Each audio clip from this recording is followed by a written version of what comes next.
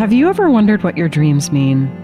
Join us in Dream School at thisjungianlife.com and find out. Jung wrote, "Dreams are a little hidden door in the innermost and most secret recesses of the soul." Dream School is a unique, self-paced online program you can start at any time that unlocks access to your inner world. Our 12-month program provides the support, knowledge, and guidance you need to reach within, decipher your personal dream code, and harness it to optimize your life. By enrolling, you'll join an affirming community of fellow travelers, each pursuing a unique quest. And it's fun. Join us on an adventure to wholeness and healing through understanding your dreams. Go to thisjungianlife.com and click on Dream School. You'll be taken to our secure checkout. Once you join, you'll get immediate access to our first 3 modules.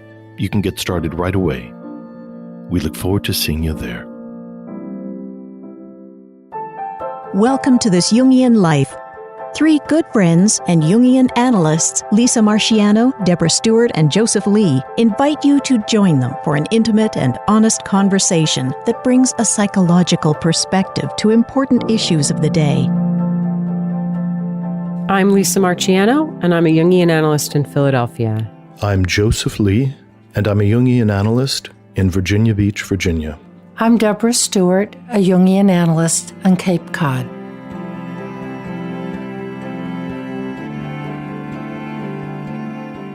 Good morning. Today, Lisa is not with us. She is on vacation. What we do have for you is our guest, Susie Chang. We're delighted to have her.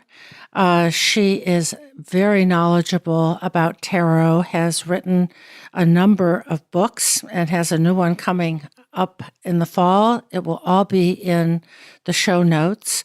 Tarot Correspondences, 36 Secrets, Tarot Deciphered. She has a podcast called Fortune's Wheelhouse, and you can reach her if you would like to have a private reading at www.tsusanchang.com. That'll be in the show notes as well. She's a writer, she's a lecturer, she's a podcaster, and has a great deal, I think, to offer us today about how to understand tarot. How is it relevant? What has this got to do with Jung, the unconscious, psyche in general? And with that, Susie, please give us as much as you can of your wisdom. Oh, my goodness. Wow. Well, first of all, I'd like to just say that it's such a pleasure and such an honor to be on This Jungian Life. I have been listening to you guys for years now, I think. Oh, my. Yes. And actually, you probably don't realize this, but you have an enormous following in the occult community. Oh. Yeah. I actually came to you through the podcast Rune Soup, which is a magical podcast. So there's the really million-dollar word, occult. And what is that exactly? I think it's both fascinating and off-putting and just somehow a little weird. So bring it down to earth for us. So, I think that people have very strong ideas about what occultism might be, which are probably different from what occultists think occultism is. Occultism itself simply means that which is hidden, that which is occulted, that which is arcane and esoteric, or esoteric as opposed to exoteric, that which is inner as opposed to that which is outer. And it takes all different kinds of forms. It's a huge umbrella term. Most self-styled occultists probably work on the magical end, doing practitioner work in a great many fields, ranging from ceremonial magic to folkloric practices and witchcraft and so on and so forth. But then there's those of us on the divinatory side who, will occasionally fall under that umbrella as well. But as far as divination goes, I think that there are many, many different kinds. There's forms of astrology that could be considered divination. There is geomancy, which is experiencing a very niche comeback right now. And then there's tarot, which is probably the most commonly recognized form of divination, at least in this country and in the West. So tarot, just to sort of broadly define, and I'm sure most people on your show already know this, it's a set of 78 cards that is not entirely divorced from the playing card, deck that you know of already, because it has 4 suits in the same way. But what makes a tarot card deck is, of course, the 22 major arcana, ranging from the Fool to the World, which are considered by many to be archetypal images of one kind or another. People have an idea of tarot as being this kind of mystical fortune-telling tool, which is not, in fact, the way most people use it in this country nowadays. It tends to be more of a New Age practice that's more meditative, more for insight. And some people even look down on the practice of fortune-telling as prediction. But I think it's possible to view divination as kind of a big tent, and that all forms of practice can be accommodated in that tent. The thing that I like to say about tarot is that those 78 cards are a microcosm of the whole world. It's just a way of looking at everything that's out there and trying to codify it so that we can literally manipulate it with our hands and look at it with our eyes. So in the course of doing a tarot reading, we use the deck to represent the world of the person we're reading for, and to try and extract from that in a metaphorical and figurative way some insights and perhaps some different framing for the whatever problem is at hand. That is really fascinating, that the tarot deck codifies and represents the entire world, of really sort of distilling it down into something tangible, representable, and inner, I guess, as well as outer, or perhaps more inner than outer.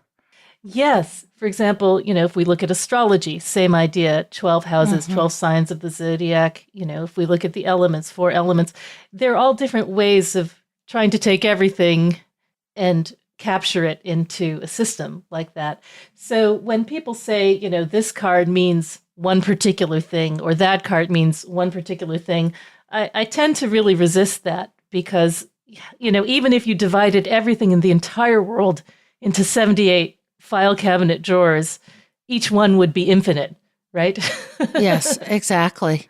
But I see that it sort of brings the heavens down, and they're cosmologies, really.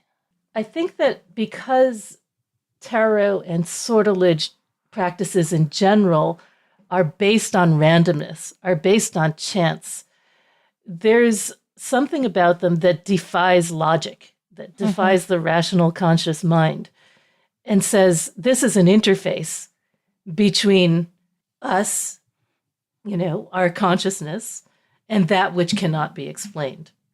And it's said that the tarot deck is sometimes known as the Book of Thoth, right? Thoth being an avatar of Hermes or Mercury, Hermes Trismegistus. And the tarot is hermetic in the sense that it is a go-between. It's a messenger. It's a psychopomp, right?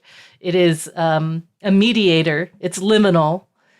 And it's funny sometimes. I mean, it's a games player too, which is something I may talk about later. But I think what tarot gives us is a way of standing between that which can be explained and that which can't be explained, and trying to come to terms on that threshold with both worlds.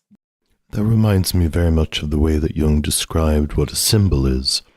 That on one side of the symbol is this unknowable mystery that extends into the collective unconscious, and then on another side, the symbol that is the image that is in some way recognizable, that we can both associate to and amplify, and in that way it acts as a kind of portal between these different levels of psyche. Yes, absolutely. There's a kind of wonderful Marie-Louise von Franz quote. I love her work on divination and synchronicity, that series of lectures. It's dense but juicy. Where she says, oracles attempt to contact the dynamic load of an archetypal constellation and give a reading pattern of what it is. The first time I read that, I was absolutely baffled. But I think that there is definitely something about oracles in general and the oracular moment in particular that allows you to stand in that place between the two worlds and derive something that you cannot otherwise get. One of the models that von Franz talks about that I particularly like is kind of a two-wheel model. The idea that there's like one system of eternal time, acausal orderedness that exists outside of our human world. And then there's our human linear causal time, and that they're like two wheels that intersect. And, if you can picture that, it's an impossibility, right? But the place where they intersect, there's one point where there's what she calls the spiraculum aeternitatis, the breathing hole of eternity, right? And if you stand there, you have a moment to experience both, right? And to gain some perspective that is outside of your normal frame of reference, briefly. One way of thinking about cause, which I think you have to if you're going to come to terms with divination, how can this random card that I just drew have any have any significance for me? Why am I abandoning my sense of my own agency to chance, kind of a thing? I live in a world where A leads to B leads to C, and I am responsible for all of that. The normal sort of ways that we think about the world, in the Western world at least. I think that rather than thinking of, the world as a mechanistic kind of series of chutes and ladders, divination invites us to think of it more holistically as kind of a system where everything affects everything else. So the phrase that I like to use is things co-arise. Everything, what likes to happen together. So if you can look at one moment in time, any part of it will tell you something about every other part of it, because everything is interlinked. Kind of like a hologram. Exactly. A holographic universe. Right. So when you do a tarot reading, because you're choosing this one moment, that gives you an insight into the larger picture of the situation you're reading for, or the problem that you're confronting, and gives you the answer that you need every time. Now, because of that, that is an awesome power and an awesome responsibility. And I think you kind of have to take it seriously. This is one of the reasons I tell people, don't ask the same question twice. The classic one is, do they like me? Which people are always tempted to read, every so often, every few hours, every day even. And it's something that I greatly sympathize with, because we only come to tarot readers because something is really bothering us, or something's really on our mind, something we really care about. So I don't mean to diminish the seriousness of that question. When we stand at the moment of taking a reading, I like to think about it as something as serious or as meaningful as a sacrifice, in a way. I mean, one of the things I've kind of played with as a metaphor is the idea that every reading is a sacrifice, and what we sacrifice on the altar of the oracle is doubt for the moment. So if the kind of everyday doubts that we have about the way the world works, or whether, there can be any certainty in our lives, if there can be, whether the answer that we're going to get will be meaningful, we sacrifice that doubt. And if you take back your doubt, if you if you decide that you're going to pull a second card to clarify because you didn't quite get it, or maybe the tarot was wrong or you weren't concentrating or whatever, that to me is a form of taking back your doubt. And if you take back your sacrifice, which is doubt, then you have to give back what you got. What you got was meaning, right? So another way of putting it, I like to say, is that meaning and doubt exist in kind of an inverse ratio. Meaning arises not in the absence of doubt, but in the presence of doubt. But you have to sacrifice the doubt in order to get the meaning. Similar relationship, I always say, as fear and courage. Fear is not, courage is not the absence of fear. Courage arises in the presence of fear. So it's a similar sort of relationship between doubt and meaning. Can you give an example of that inverse relationship between doubt and meaning? Suppose I'm concerned about a job that I am in the process of deciding whether I want to stay in. And I do the reading, and what I'd really like to hear, and this is always a question this is always a red flag. If there's one right answer that you want to be able to hear, then you're probably not asking the right question. But if I ask, what's going to happen with my job? And I get the 10 of Swords, right? Which is a card that shows a man lying in the ground with 10 swords in his back, which is not what I wanted to see, right? So I will have a moment of doubt where I say, well, maybe I wasn't really concentrating. Maybe I meant to pick the card next to that. Maybe this doesn't mean what I think it means. Maybe it just means the fear of what might happen. These are all forms of doubt that kind of might impose themselves on the moment of the reading. And so I pick another card. Or then maybe I pick another card. In fact, I just keep picking cards until I get the 6 of Pentacles, which is what I wanted in the first place. So, and if I do that, I sacrifice what gift that card had to give me in the first place, which might well have been, look, you are at the end of your rope with this job. You are ready to move on. Something much better is coming. Just give up on this thing that you've been holding on to. Let it die. Let it die. It provides a structure for what may seem like chaos. I mean, if you imagine looking at the night sky, which is full of stars, right? If you have no background in astronomy, it just looks like a field of, many stars. But if you have learned a little bit about the patterns that other people have seen in the sky, then you see constellations, right? You see figures and forms and symbols that may have meaning to you in some way. And I think that the tarot is like that, right? It's a way of imposing a pattern of constellations onto what is essentially formless and deriving meaning from them. So is there a right kind of mindset for approaching tarot? And I'm thinking about, the parallel to the night sky is that just something that we created of like, here's the Big Dipper and here's the Little Dipper and there's Orion, that it could have been anything? Or, what exactly, what's going on here?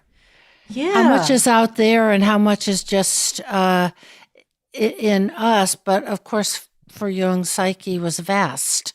Right. I mean, I think about that question a lot and about what is out there versus what is in here. Mm-hmm. Because I think a lot of people come to tarot with that exact question.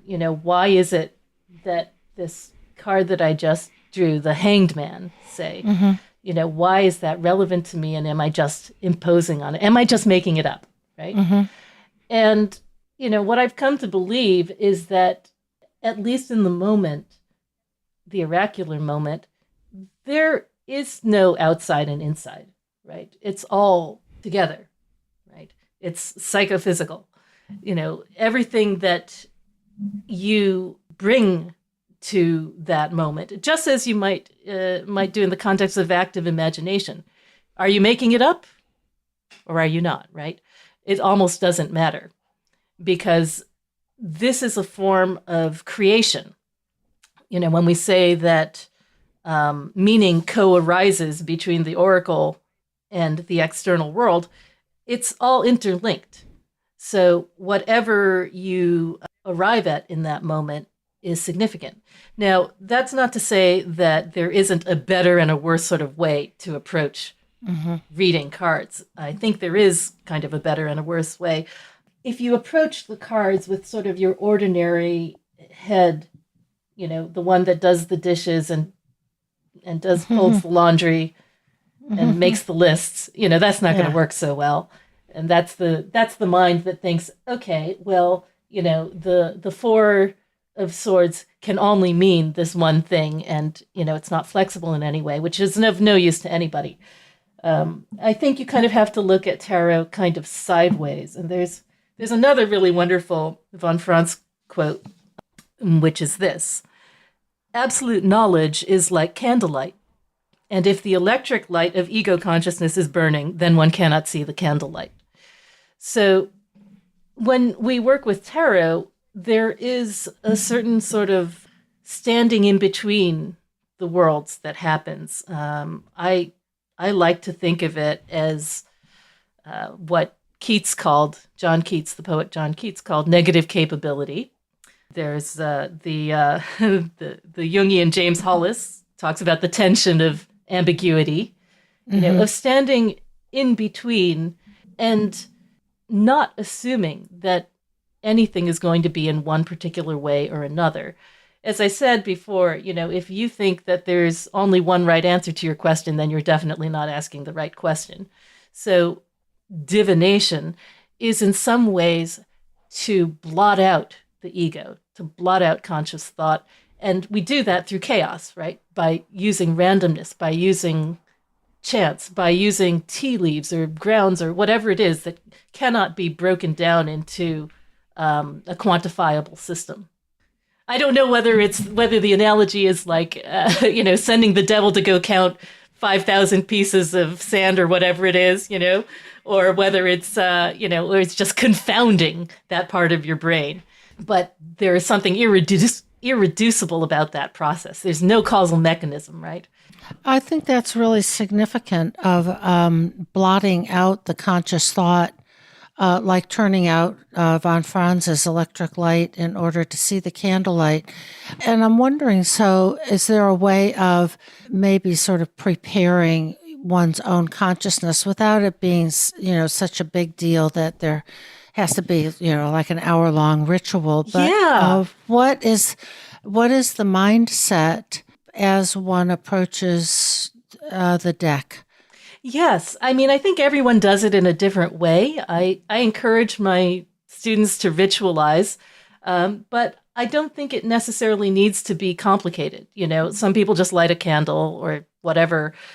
For me, it's internal. I have kind of an on switch and an off switch in my body. I'm a very, body-based kind of person. And to me, when I'm doing divination, I notice there's sort of like a feeling that runs through my body. It's a current, like an electric current.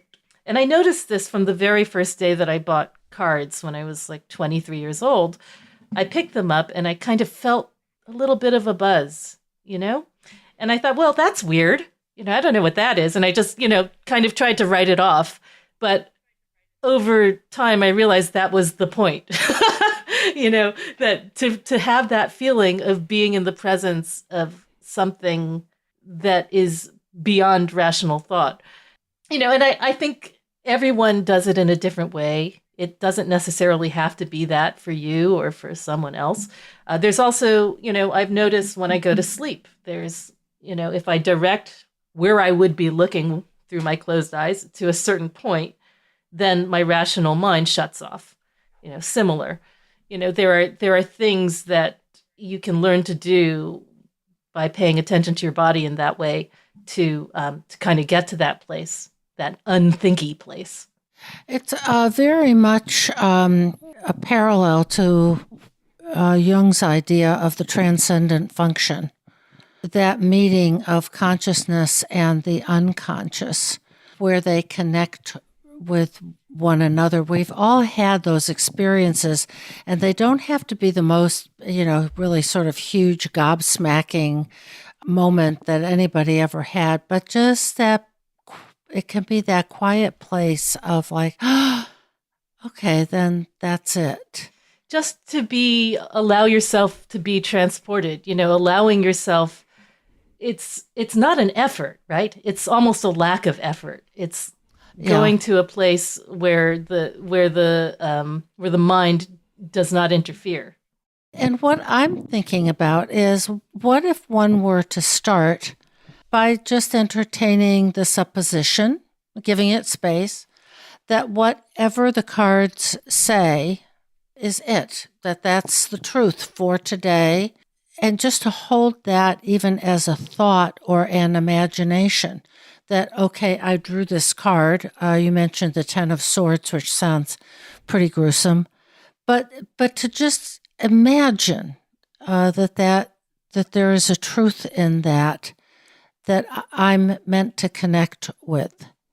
That's right. That might be another way in, is through thinking and imagining, if people are not like you, body-based.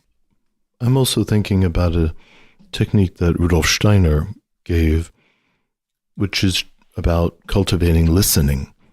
That the brain functions differently when it is in this intentful listening. And when we wake up in the middle of the night and we think we've heard somebody rattling at the door, all of our senses open up and cast about to receive rather than to talk or create.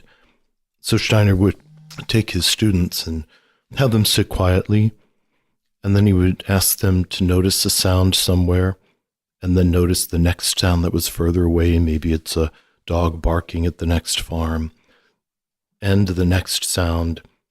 And when they had reached the last sound that their body could discern, he would say, try to cast about for the next furthest sound and stay in that place. And that would wake up something both in the soul and in the nervous system that would then predispose people to capture impressions that the ego normally would not be able to. I love that. I love the idea that if only you attend, there is something to hear. And that reminds me of something that Jung said in his foreword to the I Ching, where he said that, meaningful answers are the rule, right? The meaning is always there. It's up to you whether you attend to it or not. I don't know whether I feel that it's creating meaning or whether it's revealing meaning. Do you know what I mean? Is the meaning there or not? I think it's there, or it's in some way it arises between the attention and that which is being attended to. So, one thing I think about in terms of doing divination is that maybe it's a kind of reconciliation or a conversation between Eros and Logos, right? Because you have to speak forth what it is. You have to articulate in whatever broken way you can what it is you're getting. And yet you're standing at a place that is, the desire of the universe. You're standing at the place where everything's connected. There's a wonderful line in the Orphic hymn to Eros. I have a real thing for the Greek Orphic hymns, which were these wonderful set of 87 hymns that date from the Constantine era. And in the Orphic hymn to Eros, there's an epithet of Eros, which is panton kleidos echonta, which is holding the keys to everything. Oh, wow. Isn't that wonderful? The idea that desire holds the key to everything. So to me, there's something about standing there facing Eros, which has the keys to everything, and trying to somehow, take those keys and cast them into Logos for the person who is with you. And to me, that interplay between the two is the essence of interpretation. Say some more about desire and Eros, and that's fascinating. Isn't it? The keys to everything, and that this is somehow governed by desire. Did I get that right? Okay. Yeah. So desire, is etymologically, I just looked this up the other day. I was kind of fascinated by this. The desire is cognate with sidereal. It has to do with stretching for the stars, right? Oh, wow. To me, Eros and Logos in the art of interpretation are synthesized. There's this wonderful moment in the Iliad where there's a son of Priam who is a prophet, who is listening to a conversation between, I think it's Athena and Apollo. This is book 7, which I just read last week. And the line is, ton delenos priamoio philos sun tetotumo, which is the dear son Helenus of Priam. Listen to this, and he put it together in his spirit. Sun tetotumo. He synthesized what he heard from the gods in his spirit. So synthesis, of course, is putting together. Mm-hmm. I think that's what we're doing in divination, sort of putting together the desire and the articulation, and not allowing either to cancel each other out. So when I sit with those amplifications, and I would imagine you giving a reading, another way it might be said is there's information that begins to come together in the interpreter's mind, and then as they pay attention to the querent, we have to weave some kind of meaningful understanding on behalf of the querent in order to make it relevant to them or to the situation or to the world for that matter, and that the reader sits in that place of making it useful. Yes, absolutely. And I actually just love the metaphor of weaving, for this, because we are in conversation with the Moirai. We're in conversation with fate, who are weavers, right? I think that every person who enters into a reading is expressing a willingness to reweave their story at some level, right? I think that all we do is weave story in our lives, that our reality is made up of threads that we wove ourselves, and that in the act of divination, we have a chance to unweave, reweave, to reframe and reimagine and recreate that cloth that is our lives. I go back and forth on this a lot, and what exactly we're doing in the weaving metaphor, because, one of the things that I like to think about when I'm dealing with words in divination is the fact that metaphors are true lies, right? They are fictions rather than fact, but they have a deeper truth within them. This is something I practice a lot, is the unweaving of logos.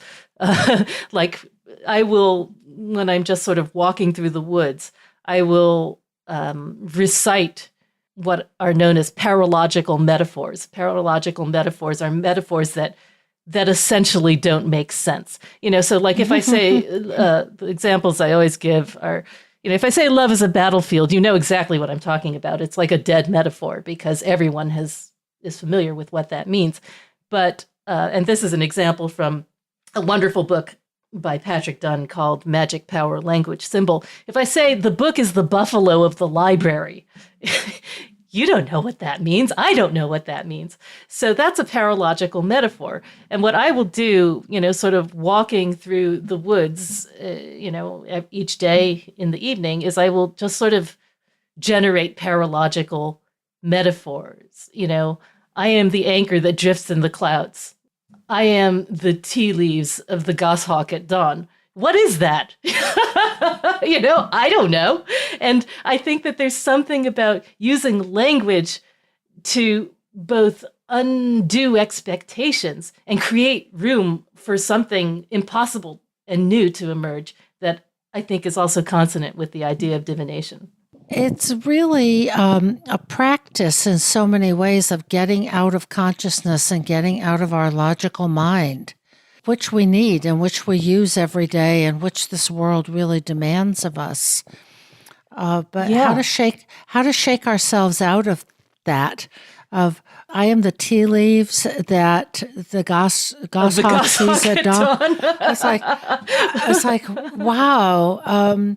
But there is something playful about it, and something that kind of teases my mind into a level of interest. Yes. That I, that it just struck me like, wow, that's just strange and weird, but what a wonderful space to be able to access. Yes, I think of it as kind of unraveling the script, Mm-hmm. and making room for something different and strange and magical to appear. Yeah. A new kind of knowing that has surprise in it.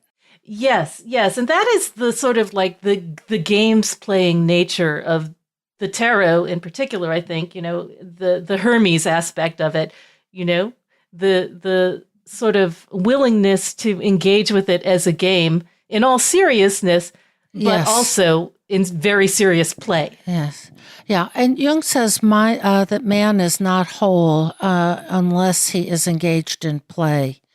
So I think in so many ways we're talking about that space between the worlds, where it's a both and of, yes, you keep your consciousness in your mind and connect with the unconscious, which, is why as Jungians we work with dreams. How do we connect with that? Something is talking to you. And it seems to me that tarot is another way of connecting. It's different, but it's along the same lines of how can we get out of our own way of thinking that consciousness is all we are, all we have, all that's real. Right. Getting beyond what you see is what you get. Right. What Jung called the symbolic attitude, that we are tremendously seduced to want to make things literal, to make our dreams literal, to look at a tarot card with some guy lying on his belly with swords in his back, and that must mean somebody wants to stab me with a sword. Or, we're tempted to be very literal. So one of the disciplines of being a Jungian and using dream interpretation is to believe that something is always pointing to a deeper meaning, or every image is not just the way it seems. And so I think we're in that same sense that we could take a dream and imagine it as a series of tarot cards or vignettes. We could see a particular layout of tarot cards and interpret it as if it was a dream sequence. I do want to step back a bit because I was so charmed by this idea of creating metaphors that wake somebody out of the stupor of repetition, which is part of just daily life.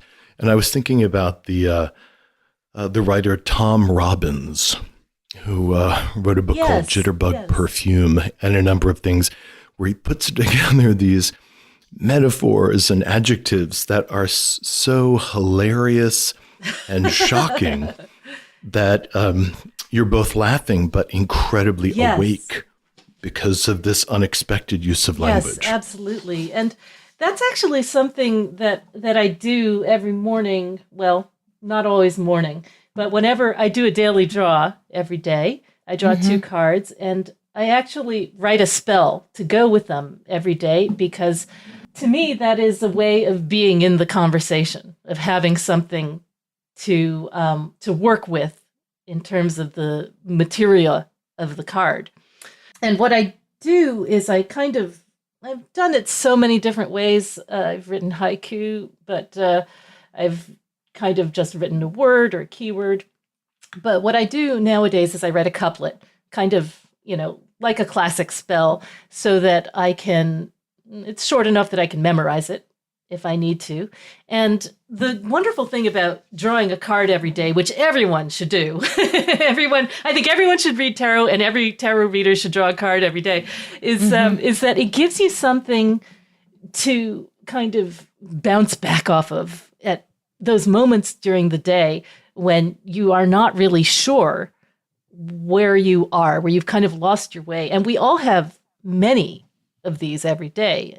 One of the exercises I have my students do is kind of track their entire day and the moods that shift over the course of the day and the sort of hopes and goals and, setbacks. And we are phenomenally labile. We're like a roller coaster, as humans. The things that happen in one day are extraordinary. And what I do is I challenge them to cast that in tarot terms. But one thing that you can do by using your card of the day is in those moments when you're upset or you're confused or you're, just buffering, you can kind of back up and think about that card and what it might have to say to you as a message or as a friend. Hermes is known as the friend to man. And I think that you can think of cards as being like your friend to give you another way of thinking. And to me, the spell is part of that. What did I say about it? How does that relate to what's now happening? Here's one that I drew on the day that I got the 5 of Pentacles and the 2 of Wands. The 5 of Pentacles is this card which shows some people who are not doing particularly well at all. They are outside a church. They are, in the snow. They're alienated. They are perhaps impoverished, perhaps crippled.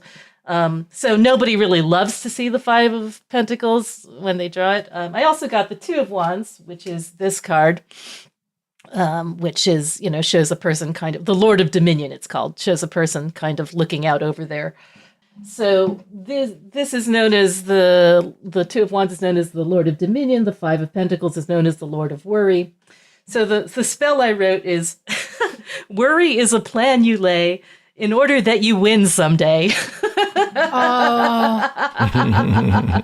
And, and it just made me laugh, and it made me sort of take it a little bit, with this kind of very scary looking 5 of Pentacles, with a little bit of humor. And, and what I ended up doing that day, one of the things was I literally sat down with my husband and spreadsheeted everything we wanted to do over the summer, which was definitely a form of worry. I mean, it was a constructive use of my anxiety, but it was a way of sort of working with the energy of those 2 cards and that spell, and making it real. So this is the sort of thing that I do all the time. So, it's just a way of sort of taking all of these random keywords and correspondences and things and turning it into something that's food for thought. I'm really getting the idea, the feeling of the willingness to play and to be a little bit in chaos. Yes. Of, well, okay, what does it mean? Well, here's the couplet for the day of, yes, it's language, and no, it's not logical. Yeah. And yet it's tantalizing and has meaning. It really is a way of engaging with the unconscious. I am curious about what the 2-card draw is, and I bet our listeners are eager to know. How do you card 1 and card 2, and they mean exactly what? So some people just draw 1 card. A friend of mine suggested I draw 2 like years ago, and I tried it and I liked it and I just kept doing it. And it was, it's a way of, card of the day is a way of just giving you something to work with over the course of the day. Some people use it predictively and say, what can you tell me something about what's going to happen in my day? Some people use it as advice. Tell me something that I should do. I'm not a huge fan of should myself.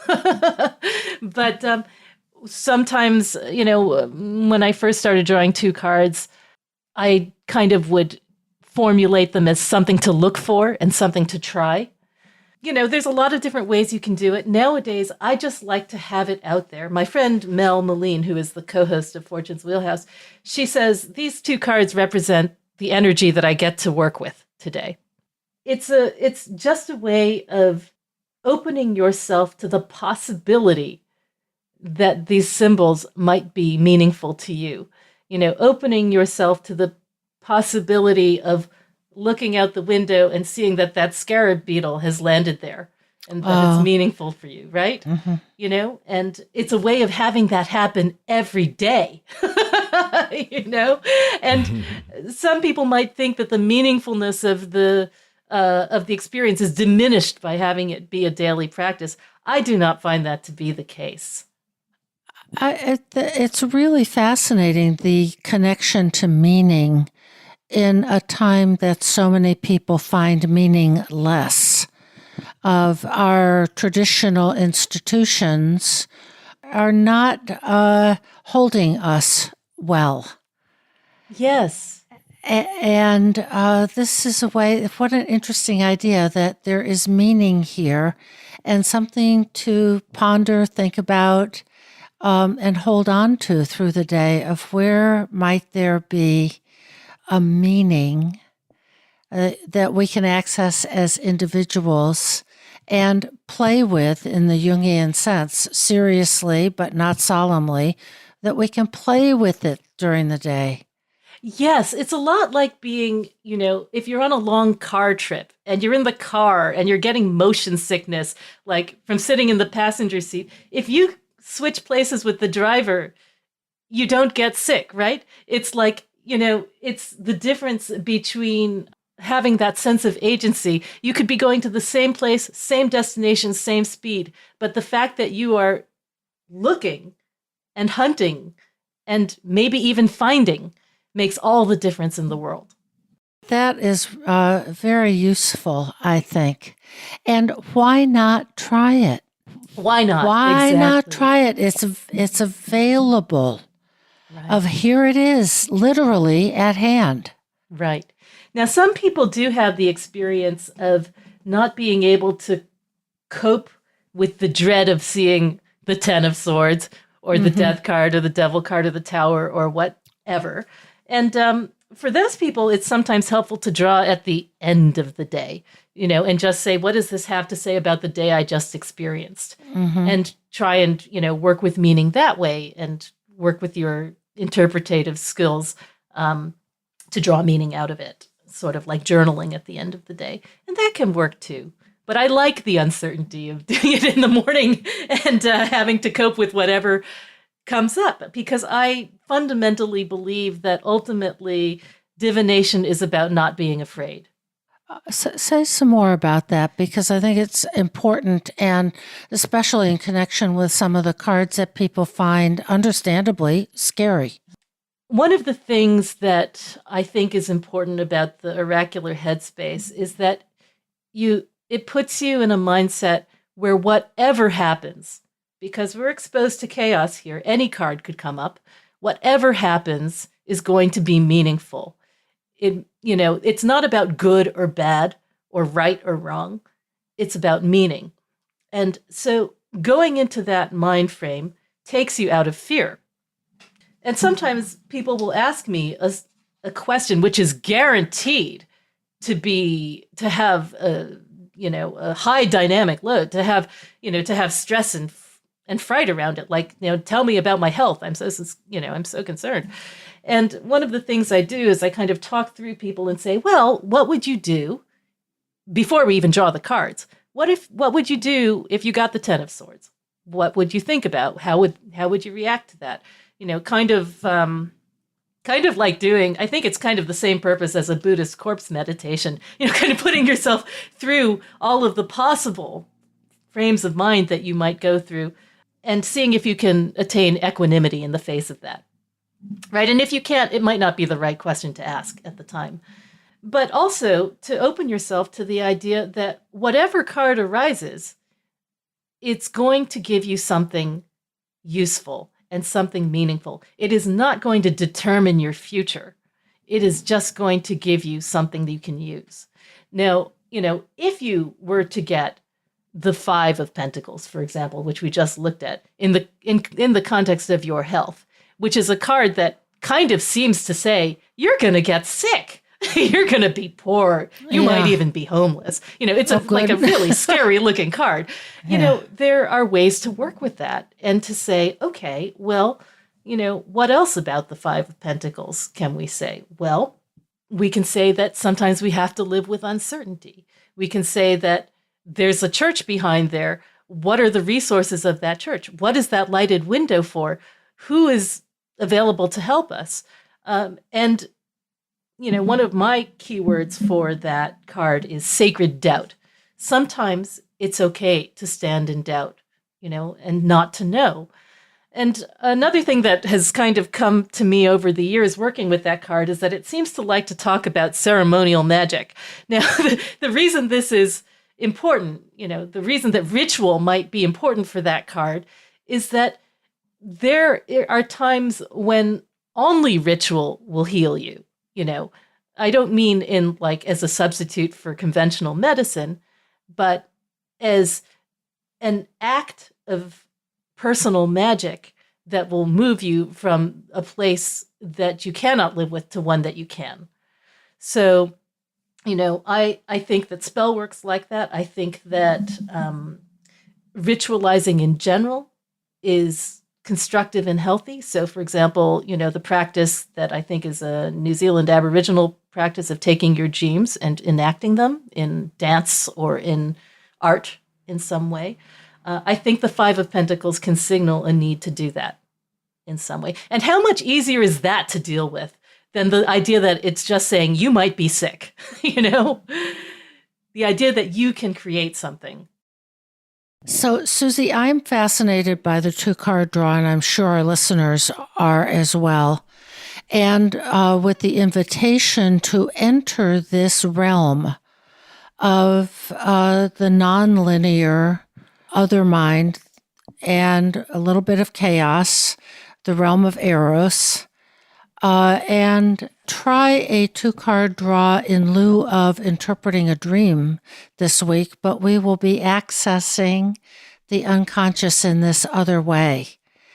And to deal with the question that we all deal with all the time in one way or another, the question of uncertainty.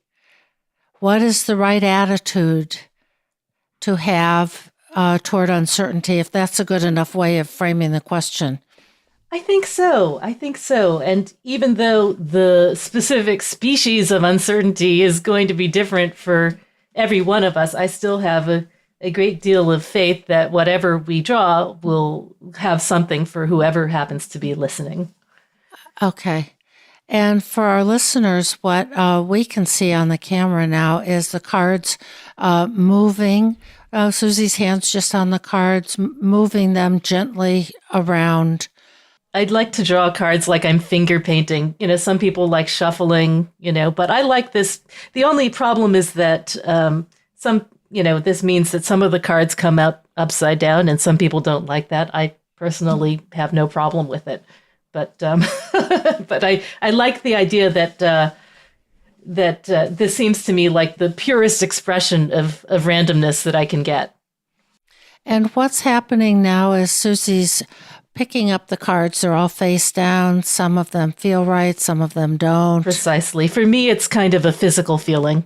This is the wonderful moment in tarot where it could be anything. I take the belief that until you turn them over, they literally could be anything, Mm-hmm. That's the Page of Wands, which is upside down, and the Queen of Wands, which is also upside down. So I'm actually going to turn them so we can see them here. That's unusual. So we have here 2 of what are known as court cards. There are 16 court cards in a tarot deck. They go Page, Knight, Queen, King. The difference between that and a conventional playing card deck is that the conventional playing card deck basically does not have what we use as a knight in tarot. They're essentially Page, Queen, King. Anyway, so most people find court cards the most difficult of all to read. because they don't give you, at least in the Rider-Waite-Smith deck, they don't give you quite as much to work with as the major arcana, like the High Priestess and the Fool and Death, or the minor arcana, which have little scenes of people doing kind of ordinary things, which are extremely relatable. But I quite like working with the court cards myself. And so here's a way that we can talk about this. Now, wands in general in tarot have to do with, at least the way I see them, and everyone's different, with drives, with life, with appetites, with the desire to do something, be something, create something, with the hunger to eat or to leave something behind in your life, to have a personal legend of some sort, or to connect with other people. And these, the wand that is used in the Rider-Waite-Smith deck is not a dead stick of wood. It has leaves growing from it. It is alive, although severed from the tree. And I think that that's significant in some way. So what we see here are two figures, the page and the queen. In some decks, like the Thoth deck, the page is known as the princess, which is kind of nice because that gives you two female courts and two male courts, princess and queen, prince and knight in Thoth, but it's page and queen in Rider-Waite-Smith versus knight and king in Rider-Waite-Smith.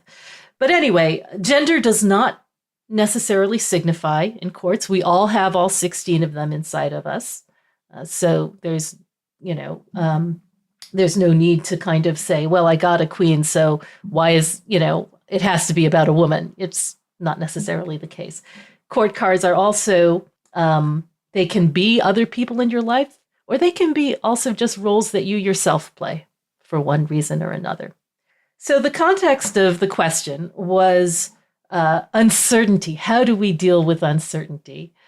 And I think what we're seeing here is two suggestions, and we may kind of tie them together at some point. But the first thing I'd like to say is about the Page of Wands. So the Page of Wands, like all pages, is a figure that speaks to newness, to not knowing everything, right?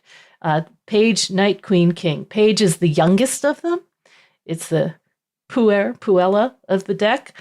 It's the one that is possessed by a spirit of curiosity and openness in kind of a fool-like way. On this deck, we see that the page has a hat on, and on the hat, there's sort of a little feather that looks like a flame because wands are associated with fire. And he's looking with fascination, or she is looking with fascination at this wand, almost with wonder. One of the things that I get from this card is the idea that in the face of uncertainty, we can look at it as the beginning of a grand adventure, of something that we don't know what's going to happen. But hey, we don't know what's going to happen. That's great, yes, right? Yeah.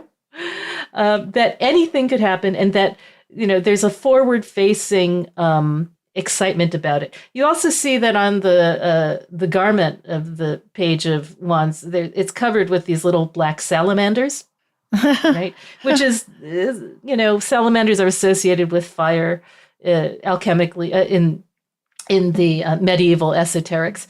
And so you tend to see a lot of salamanders in the wand suit. But one thing that people have always associated historically with salamanders, not the modern contemporary biologically accurate salamander, but the archetypal medieval salamander, is that it can live in fire without being burned, right? It is it thrives on fire. It is a creature of fire. And whereas you might throw anything else in a bonfire and it would be consumed and destroyed, the salamander remains intact. So, and in fact thrives. So that is also something we might take forward in the context of uncertainty. The idea that we can enter the fire and not be burnt. That's something that you might take from this image. Mm-hmm. Now, the Queen of Wands is an interesting character. In in Rider-Waite-Smith, she's holding the sunflower. She's sitting with her knees kind of spread apart. And she's got this little cat in front of her, who is, by the way, known as Snuffles. This is modeled on an actual cat that belonged to someone in the circle of the illustrator Pamela Coleman Smith. So that is the reason why this deck so often. This is the reason why so many modern tarot decks will show a cat on the Queen of Wands, just because of this originating image. So that is partly a reference to the astrology, because the fire signs of the zodiac are Aries, Leo, the lion or cat, and Sagittarius.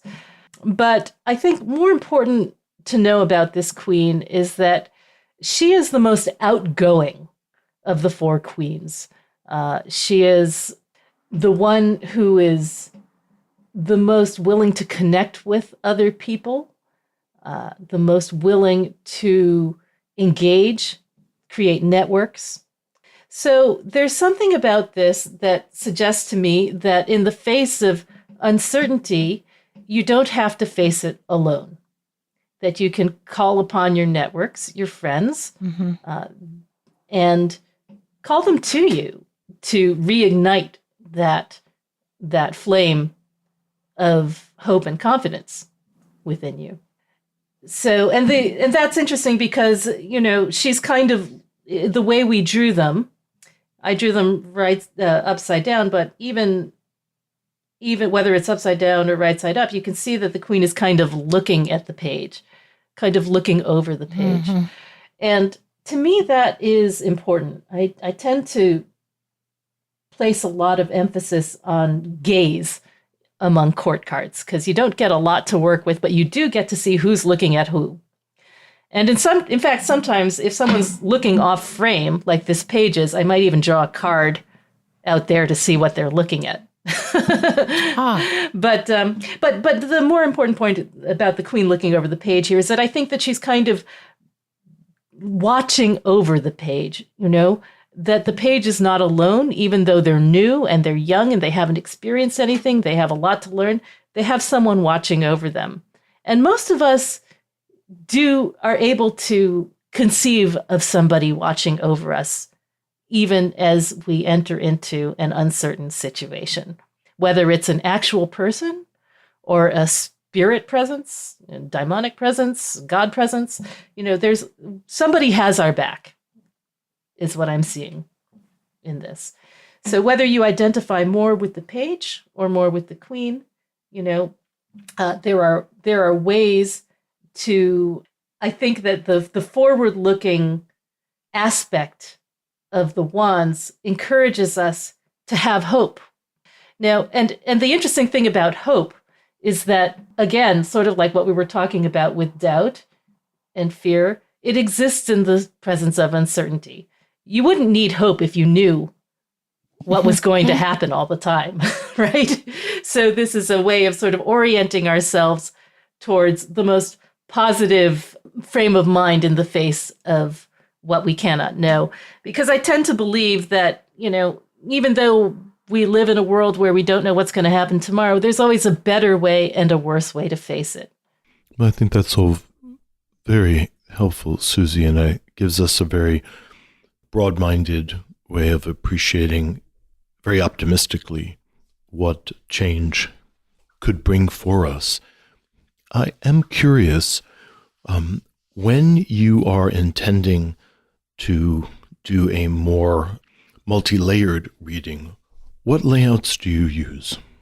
Yes. So, I am not a person who uses really complicated layouts. In the beginning, I did. Right at the beginning, I would use, the classic 10-card Celtic cross, which is, the one that most readers learn because it's often included in the little white book in the deck. I think that can be kind of needlessly complicated.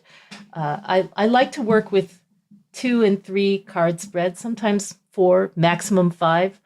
And what I'll do with those is I'll directly answer what the question is. So if someone wants to know about their relationship, then I draw a card for the person and a card for the person they're asking about, and try to get some insight from those two cards. I will often use a little bit of a past, present, future 3-card spread where we'll kind of look at, but not because I think past, present, future is so useful in itself, so much as sort of like the past as influences that act upon the present, and the future as potentialities that might emerge from the present. So, I'm looking more for the qualities and the trend line from those 3 cards than straight predictive aspect. And then from there, I will often say, if we look at this future card and we're not crazy about the way things appear to be rolling out, we can then ask what would make it better, what would make it worse, and draw 2 cards for that. So I try to always keep ultimately the empowerment for what's going to happen in the hands of the person I'm reading for, rather than saying, rather than turning this conversation with fate into a lecture with fatalism. Well, it does bring up a question around how do you place shadow in the readings? Many people, of course, would like to have a lot of optimism, yes, and positive orientation towards material. But as Jungians, we're often trying to balance that by consciously holding darkness in our own personalities, if nothing else. So I'm wondering how you orient towards shadow, or how that shows up in your readings, or how you negotiate that in the encounter with the querent. Absolutely. So, this comes up a lot. Let me pull out one card in particular, because this is what happens when this card comes up. So as you can imagine, a lot of people have a lot of feelings about this card. This is the devil, right? And what if we had drawn the devil to answer our question about uncertainty? Then what? Now, the devil, of course, has a lot of different connotations, and the kind of immediate superficial connotations of the devil have to do with, especially in this version, it's quite a Christian looking devil with this sort of reverse pentagram over his head, and the Adam and Eve in chains. And then he's also kind of a hybrid Baphometic figure, composed of bat wings and claws and things like that. So he's got several different rather terrifying esoteric references going on in him. And a lot of people will look at this and say, this is evil. This is terrifying. This is something that expresses the forbidden. And for sure, that can be part of it. But I think that whenever we talk about what is forbidden, we also have to ask why it's forbidden and to engage with it at some level. And, one of the things that I try to look at with the devil is what his purpose is. The way that we need the force of Pan, which he also represents, to manifest in our lives and to give us the permission or the ability or the force to find that which is generative within us. If we got this card, let's just say, suppose we got this card in the context of uncertainty, then I would kind of look at the imagery and ask some questions. So, for example, in the context of uncertainty, what are the chains around the figure's neck, right? Could they be the chains that hold us to our expectations of the way things, quote unquote, should be?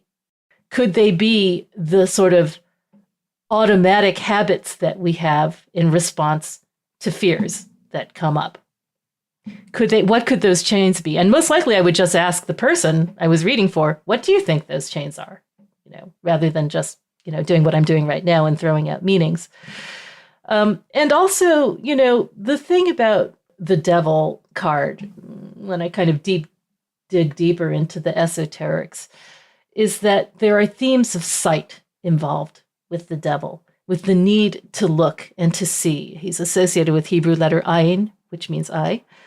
He's also associated in this deck with the archangel Uriel, who is the brightest light.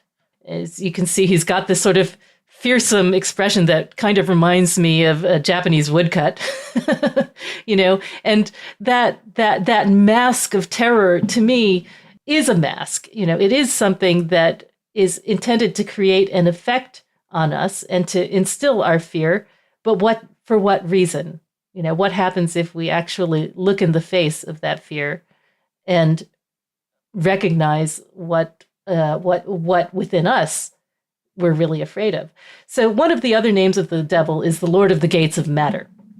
There is something about this devil that encourages us to live within the gates of matter, which is to say the body itself, to engage with the body's needs and its ways of communicating with us. And so, one way of dealing with uncertainty might be to check in with the body and to use the body and to acknowledge its fears and it's the ways that it panics. In the entire conversation about tarot readings, people coming and asking questions using an oracle, we're all in that realm of magical operations. Sometimes tarot readings are actually called operations. So I'm wondering what that interface is between divination and magic, and how you might even define the word magic to a modern psyche. Yeah, what a great question, and a big one. So when I think about divination and magic, I think of them as kind of being two halves of the same coin.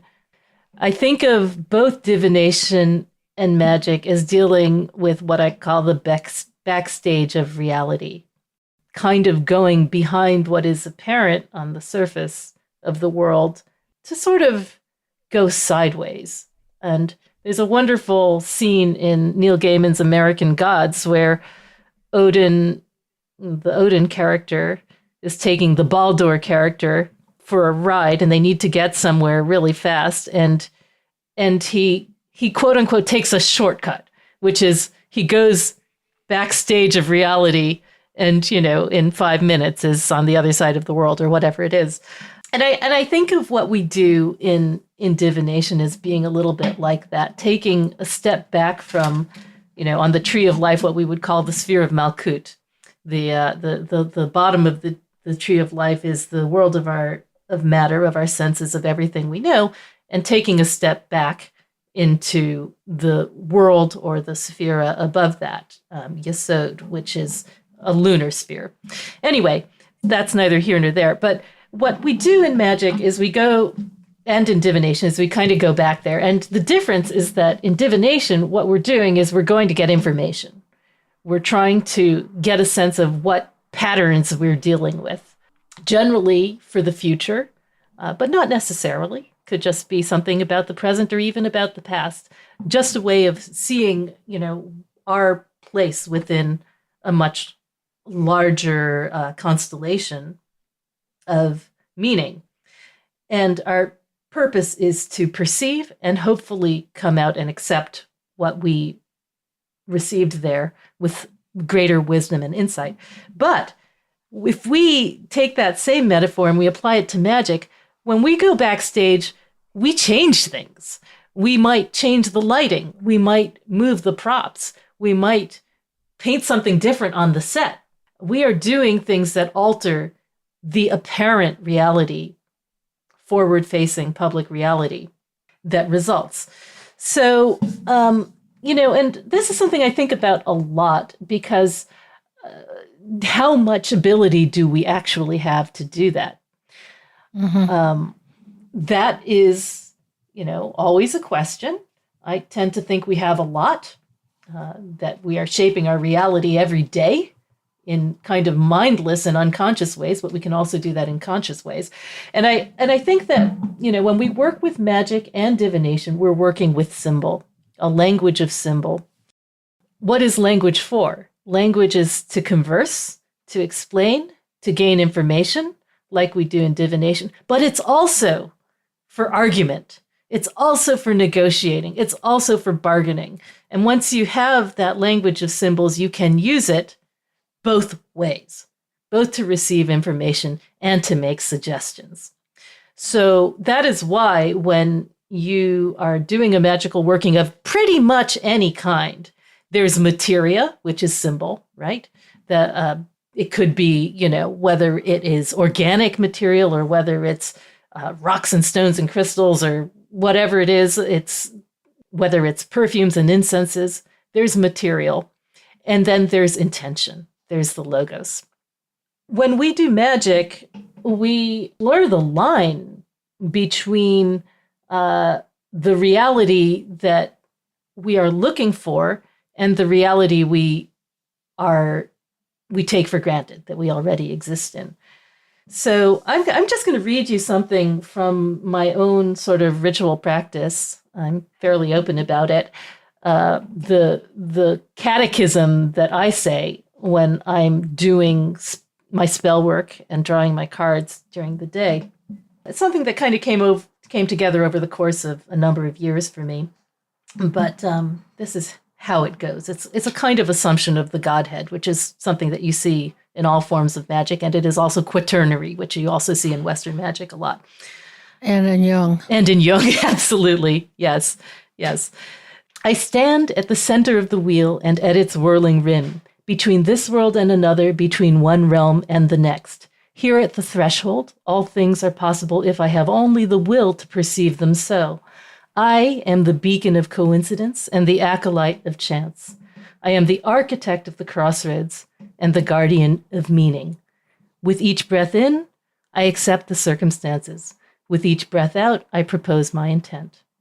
So there's both the recognition of the way of fate, of the way things are, and the statement, the assertion that I have a hand in that. I have a, participation mystique, right? I am part of that, and I get to engage in that, and that gives me some sense of agency. I love your invocation. It speaks to the poetry that's necessary in order to give a good reading, because it is as if you're crafting a poem for the querent, and also your own resting into a poetic state of mind in the world of the poet that has one foot in the material world and one foot in the heavens in some other way. I am curious, stepping a little bit away from the limits of divination and tarot, who are you such that you would be drawn to all of this? At any given moment, I think we as human beings are an amalgam of our life experiences, the innate drives, the innate frustrations that we're seeking to resolve. And from Jung's perspective, that this tension between our conscious and unconscious experiences are always communicating something in each moment, saying something about us. You are a tarot card, in a way of saying. Susie is her own tarot card, and there are all these symbols suspended around you, garbed in a certain way, which brings forward all of these collective elements that bring you to a moment. So, how did you live yourself into this moment of writing books on tarot, claiming it as an area of expertise, speaking and teaching it? Who are you such that this would even be interesting to you, versus the innumerable other things you could have pursued? and did. Yes. You've learned Greek, and you've written columns for newspapers and NPR, and you teach at a college, and this is what calls you out. In other words, you've had a whole range of things, and this is what is at, it seems, the center of your purpose. I think uncertainty has been my companion all along, and that, as it is for so many people, the conventional recipes for dealing with uncertainty in life, with getting a good job, making sure you have good medical insurance, all of the things your parents tell you to do were necessary but not sufficient. I mean, I think I grew up with a relatively, not the hardest childhood, but a little bit turbulent, because I lost my mother early, and my father contracted Alzheimer's quite early. So, I feel as though I've kind of had to navigate my own craft on the sea of fate for some time, I guess is a way to put it. And no matter what kind of mundane success I pursued, it seemed in some way hollow, in some way meaningless. That is what brought me to tarot in the first place in my 20s. Just a desire to kind of break out of my head, break out of the sort of intellectual railroad track I seemed to be hurtling along. And it took many, many years for me to feel comfortable bringing that forward so that everyone could see it. But the more that I did that, the better I felt, right? The more real my life seemed to be, the more I engaged with these questions of what can we know about reality and where does the meaning come from? Where's the secret sauce? So, and, doing that and also finding ways to talk to other people about it, to see the way that, when I do a reading for somebody, I can see the story shifting even in that moment. And I'm sure it's much the same as what drew both of you to the analytic work. You can see what you're doing and the effect that it has. And you know that you're doing something that feels real, which is so ironic, considering everything else I did that was not tarot is what the world would consider to be more real. Sure. So I'm imagining you standing in the sphere of Hod, full of wisdom and information. You're teaching at a university, you're highly educated, you've learned Greek, all these wonderful things as a classicist. And as you said, there's a feeling of hollowness. And then you want to look inside for something deeper. So that would put you traveling along the path of Pe, key 16. Yeah, the tower. Towards Netzach, the sphere of desire. Yeah. So you had to travel from that world of intellect into the world or towards the world of desire, which is where we started in our conversation. Something about desire. Yes. Is pivotal to your work. But traveling along Tarot Key 16, the lightning struck tower, is not for cowards. No. So what happened to you when you were traversing the world of hollow intellect into the world of inspirited desire through the lightning struck tower? That you had some big experiences that brought you there. And I'm wondering if it would be okay to talk a little bit about that. Yes. Well, what comes to mind, and actually I love that idea. My cat has decided to join us. I love that idea of Hod and Netzach representing the intellect and desire, Eros and Logos in that form. The Hod being also known as the sphere of Mercury and Netzach as the sphere of Venus. So another way of sort of looking at that double-natured, literally hermaphroditic balance within the self. Another thing that's interesting, and I will get to your question, is that that path 16, the lightning struck tower, is, as you know, also crosses the intersection between the sphere of Tiferet and the sphere of Yesod, which is the path of temperance, path 14, the art card. And it is said in the Golden Dawn tradition that you stand at the intersection of Samech, which is path 14, temperance, and Pe, which is path 16, which is, and in order to do magical work, in order to do ritual, because it is a place where things can change. So for me, I remember, in terms of what you asked, is a period in my 20s when I was beginning to work for Oxford University Press and Cambridge University Press later. And I would come home with a stack of revised dissertations like this over the weekend and try to understand them because I hadn't gone to graduate school, and, feel that sort of like claustrophobic constriction of the brain that happens when you're reading literary theory. and I remember one day just sitting in my apartment with a pencil reading what I rather, cattily called English as a second language in the absence of a first. And looking outside, it was an absolutely beautiful day, and thinking, what am I doing? Right? And throwing my pencil across the room and thinking, is this what my one life is for? So that was the beginning of breaking apart that identity. And it was at that point that I tried a lot of different things, of which tarot was only one.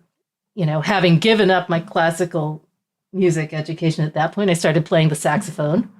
I started ballroom dancing, which I did intensely for like 3 or 4 years. And I learned to cook. That's how, that whole cooking career came about later, because all I wanted to do was eat amazing food. And I couldn't afford it, so I had to make it. So it was kind of like an explosion of everything that was not up here. And tarot was part of that. What a moment of what is my one life for? And, it's to play the saxophone. It's to dance. It's to cook. It's to be here and be present. And then, find your way to tarot and what you've been so generous in sharing with us today. And we thank you. And I'm sure our listeners thank you as well. Oh, thank you for having me. It's been an absolute delight to speak with both of you. You've been listening to This Jungian Life. From our website, thisjungianlife.com, you can follow us on Twitter, like us on Facebook, help us produce future episodes by funding us through Patreon, and submit your dreams for possible interpretation on another episode. We'd like to thank our listener who shared a dream for today's show and hope you'll let us know what topics you'd enjoy hearing more about. Until next time, keep living this Jungian life.